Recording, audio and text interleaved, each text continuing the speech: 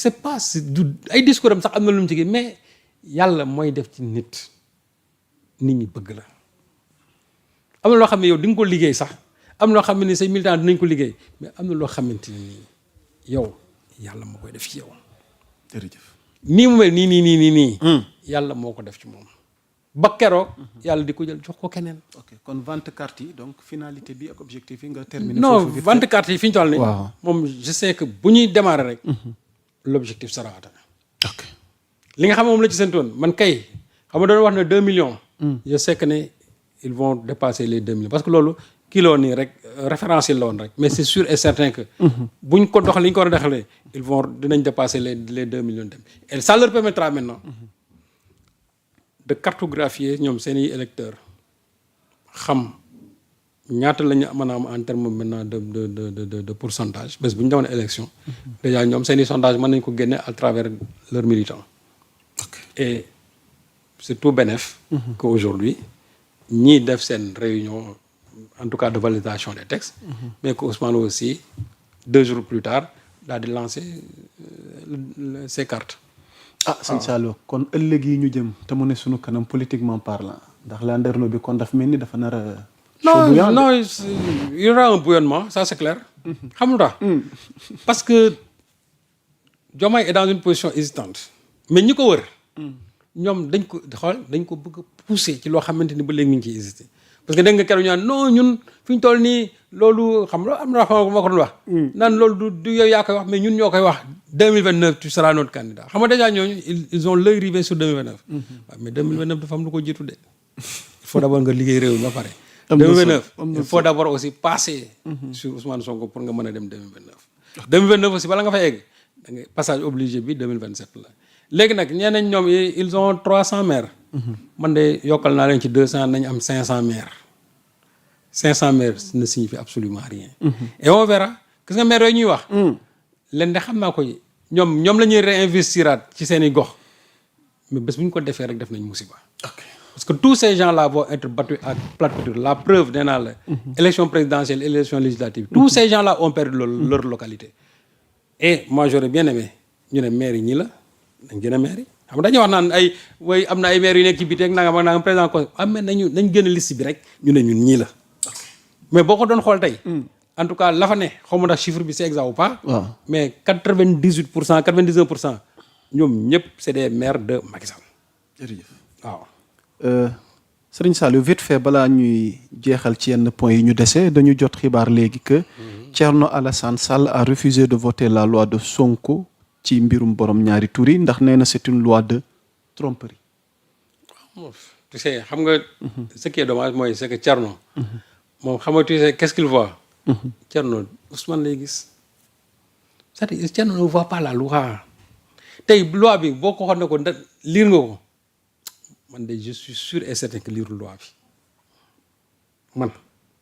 je crois laa nekk man je peux taper ma main tout de suite sur le feu en disant que Thierno naa ba mu xamee ne Ousmane Sonko moo initié loi bi mus ko tijji parce que moom son degré de sonkophobie toll na foo xamante ne nii toll na foo xam ne nee naa tey buñ defoon benn loi ne tey ceeb bi 20 francs lañ koy jaayee moom dina taxaw ne du ma voté parce que souvent dana leen dañuy nax kii rek dañuy wax 20 francs mais bu ñu xëyee yokkaat ko c'est-à-dire que moom à travers la loi il ne voit pas la loi en tant que telle mais moom Sonko lay gis moom jàpp na ne su ko voté Sonko la voté jàpp na ne su ko voté Sonko lay dooleel. donc ce qui vient d'Ousmane Sonko que les gens ne s'y trompent pas. ok Thierno ne le voudra jamais léegi nag aux Sénégalais de prendre leurs responsabilités parce que une loi aussi révolutionnaire ñëpp doon xaar loi bi. la loi n'est pas encore mise en application nga ne loi bi c'est une tromperie te moom mënu ko justifier mënu ko expliquer je crois que Sénégalais yi doivent demander des comptes à Thierno Alassane Sall. tous les députés qui vont refuser de voter ces lois là. waaw ma yokkal la ci tamit Abdou Mbow nee na man personnellement du ma voter loi. waaw duñ ko voter mais ñoom nag nañu xool léegi ñii lan moo tax parce que man affaire bi yemul ci Sonko kese de ay naan Sonko naan parce que loi Sonko la wala parce que loi bi ça protège les góor déedéet nañu creuser xool lan moo tax ces gens là n'ont pas voté parce que nag assemblée nationale nit ñi dañ koy seetaan de au plan international dinañ xool kan moo voté ku voté wul dinañ xool ku voté ku voté wul léegi nag ñoom ñi nga xam ne voté wuñu Sénégalais yi nañ leen demander des comptes nañ jéggi même li ñuy wax naan parce que c'est une loi de tromperie déedéet loolu c'est trop facile lan moo tax Thierno Alassane Sall lan moo tax Abdou Mbow et d'autres ñoom ñu taxaw ne duñu voté loi bii nañ ci creuser. ok waaw. sëñ Saliou bu fekkee mën nga ci def taxaw seetlu on vient de nous apprendre le cas Azoura qui a été finalement interné ci centre psychiatrique bi nekk fële ca Thiaroye ndax mën nañ ci def taxaw seetlu par rapport à son cas parce que depuis hier il alimente la polémique ci wéradee mbirum permis bi ki mu heurté ba ñu yóbbu ko garde à vue waaye finalement mujj nañ ko yóbbu foofu ca centre psychiatrique bu Thiaroye. Moi je crois que. parce que su ma juumul Azoura a été interné voilà donc. ni xibaar bi man de gis nga li nga wax nii. la mesure a été prise par le président du tribunal de grande instance de Dakar qui a été saisi par le procureur de la République. gis nga soo gisee la fréquence Azoura ci ñu koy tudd yu mel nii. ak li ñu doon wax ne bon dafa am ay problème bon ci bopp beeg yooyu yëpp moi je crois que c'est une bonne chose. c'est une bonne chose gis nga sànq damay lire dans les réseaux sociaux am ku ne de grâce ne le placez pas sous mandat de dépôt amenez-le dans un centre d'internement. ah finalement donc on a reçu je t'assure ça gis naa benn internet bind ko. et je dis que ce gars-là il a bien vu.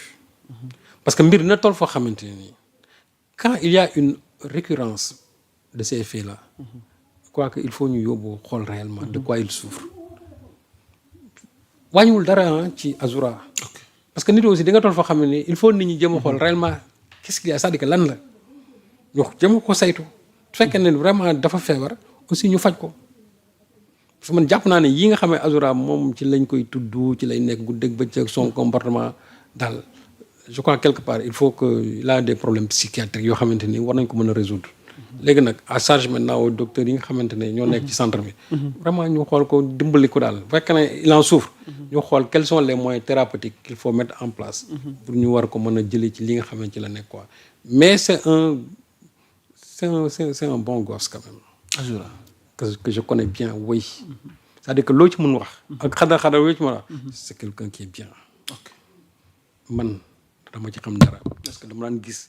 su ma gisee ni muy ñëwee ci man depuis la prison on s'est connu là-bas mais même su ma génnaan guddi su ma daan ñibbis buntu këram lay jaar mais su ma mosaan taxaw seen booru kër noonu rek dangay gis day daw ci biir génne ay jus kii et cetera ñëw jox ma ma yóbbaale la et je sens toute cette générosité bi nga xam mooy accompagner loolu. ku mel noonu nag je crois que bu fekkee ne yu mel nii daf koy dal da nga yéene vraiment mu génn ci. jërëjëf yal na yàlla yombal li ci des.